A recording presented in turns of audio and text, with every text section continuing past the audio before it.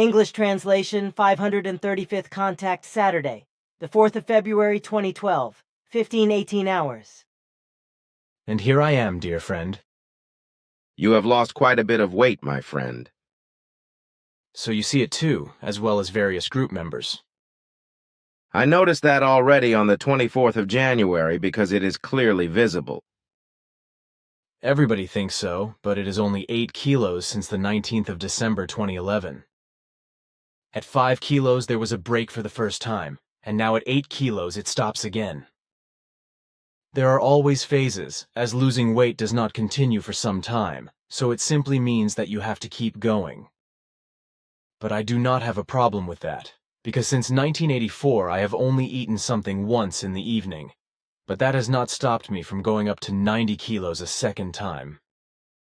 For the first time I have gone down to 70 kilos, and I think that I will also make it this time with much reduced food, only I think that this time it will probably take longer and be more tiring. Actually, I was always 65 kilos until my health collapse on the 4th of November 1982. But then I gained about 20 kilos within a very short time after the collapse, after which I finally gained another 5 kilos. And now it is time to bite the bullet again, because I am simply uncomfortable with too much weight. As I know you, you will not let up with your efforts in this regard. But whether you can lose as much weight again, down to 70 kilos, that might be questionable at your age. A weight loss down to 75 kilos, that seems real to me, but more I do not know. You also need the necessary substances, such as vitamins, trace elements, and minerals. We will see. But it is precisely because of the vitamins, trace elements, and minerals that I have no problems, because I take them in addition to the reduced diet, and they really help me, and not just now, but since my health collapse in 1982. Without these food supplements, I could not have made it, because today's food no longer supplies these substances in sufficient quantities. This is disputed by many so-called experts, even though many of the human beings have fewer or no health problems as a result of these additional substances. The negation comes from the pharmaceutical industry, which also rewards the persons you call experts for their false statements. It is absolutely all about profit, and the pharmaceutical companies can only make that profit if the human beings are suffering and sick. To make profit, they are effectively and literally walking over dead bodies. That is unfortunately the truth. Then the question whether you can tell me the mass ratio with regard to all the coarse matter and dark matter in the universe, or whether you are also not allowed to do so. There is no secrecy for this. The dark matter in the entire universe is about 7 times more in terms of mass than the total mass of all other forms of matter. Then I have other questions.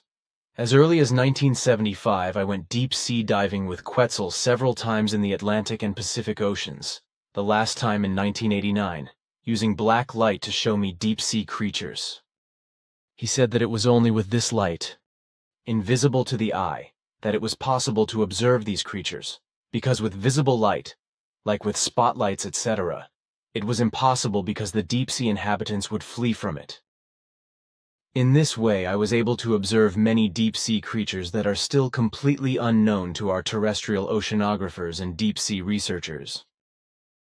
I know that, but I do not understand what you want to ask.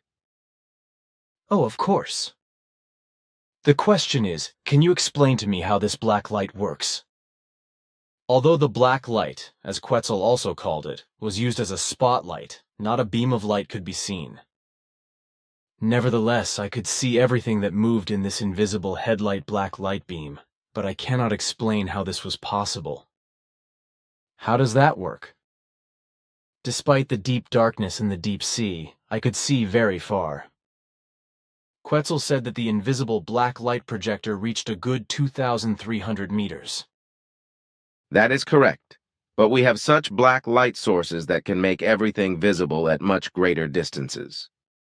I am not allowed to officially explain the technology in question, but I am at liberty to say that it is a combination of a special infrared and laser radiation that produces very strong invisible light. in the area of which everything becomes as clearly visible even in the deepest darkness as it is in daylight and with focusing equipment. Focusing equipment. Do you mean apparatus or devices such as focusing lenses, by which the depth of field of an object can be adjusted in relation to the observation? That is the sense of my explanation. So this is called a sharpness lens. I am not sure, but I think it is called something like that. And if I understand everything correctly, then you could compare this black light with what we have here on Earth with night vision devices respectively with residual light amplifiers. Only that with you, everything is in a much more highly developed form. I can agree with this comparison. On television, they have once again made a program about the conspiracy theories around the Bermuda Triangle. There is a theory, which we talked about before, that Atlantis existed in that area, which is absolute nonsense, as I know from you, because Atlantis was located elsewhere in the east. But now it is even claimed that in the Bermuda Triangle, in the supposedly sunken Atlantis, there is a giant crystal that emits very strong vibrations, which would cause ships to sink there, and also aeroplanes to crash if they were hit by the crystal vibrations. The reason why there is nothing to be found could be due to time tunnels through which everything disappears. But you once told me that only a few sunken ships and crashed airplanes have been found in the Bermuda Triangle, because of the currents there, which simply wash away ships and airplanes or their debris when they sink and get caught in the currents. What you say is correct, and of course the story of the Great Crystal is based on a completely absurd conspiracy theory. There is probably nothing more to be said. Good. Then the following. Recently, my childhood friend E. Meyerhofer telephoned me and asked me what kind of equipment was needed to color code the different stages of development, as you once explained that you could do that. He asked whether our scientists already had such devices or apparatuses. They are spectral analysis devices which are also produced in a still quite primitive way on Earth and are used by the Earth scientists. Such devices analyze chemical substances by evaluating the emitted spectral colors. Astronomically, the whole thing is based on a procedure for determining the chemical and physical nature of celestial bodies, also by evaluating the spectral colors emitted by them. He, like me, is aware of this, but his question is about what equipment is needed to determine the evolutionary status of the planets. As one of you said at the time and subsequently explained in private that such color analyses refer to the overall evolutionary status, which I did not question further. Oh, I see. This probably refers to the overall picture of the planets. But the planets are not analyzed solely in terms of their level of development, but together with the average level of evolution of the planetary population. This says that the planetary color is determined by special spectral color apparatuses, whereby these determine both the stage of development of the planets, but together with the average stage of evolution of consciousness of the entire planetary population. Our spectral color analysis apparatuses thus determine two fundamentally different values, which are only of importance to us in this combination, because they specifically determine two different states of development, which can only occur in a common way. The earthly astronomical scientists do not possess such apparatuses, however, because this technique is unknown to them and does not even exist in their minds in an idea. That is clear. Then I misunderstood something at the time in relation to the colors of the planets, because only such colors were mentioned, but not that it is a combination of colors in relation to planets and the population of the planets. There really was a misunderstanding. But one more question about that. It is likely that you also have other spectral color apparatuses that can only analyze individual factors, or... That is correct. Then at least there is no misunderstanding with that. But tell me, dear friend, when I was with Quetzal at the so-called Seal Islands more than 25 years ago, and I could see white sharks shooting a good 4 meters high out of the sea into the air while hunting seals, he told me that these sharks were only there at certain times and would only hunt. Can you tell me at what particular time this is the case? No, because I did not deal with it, but I can ask Quetzal if you want an answer. This is not necessary because it just came to my mind, and so I wanted to ask. But it is not important. But what I want to ask is this. Earth pulsates in different ways, and your father Svath explained this to me in the 1940s.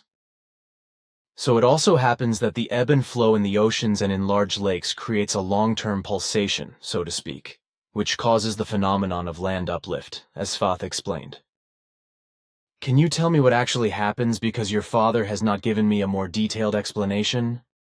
The whole thing is that the tides of the seas and Great Lakes change the pressure on the seabed.